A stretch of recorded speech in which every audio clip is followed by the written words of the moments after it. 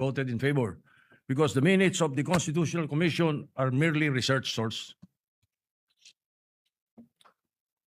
What is the pleasure of the Honorable Padilla?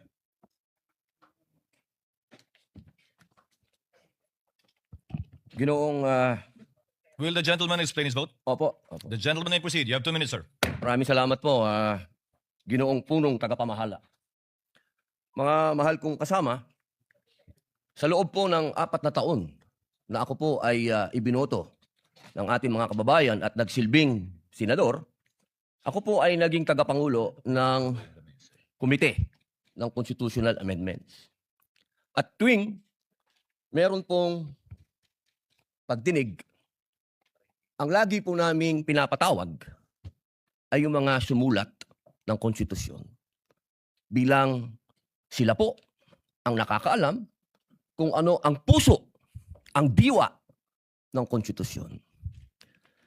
Malinaw po na kung meron tayong pakikinggan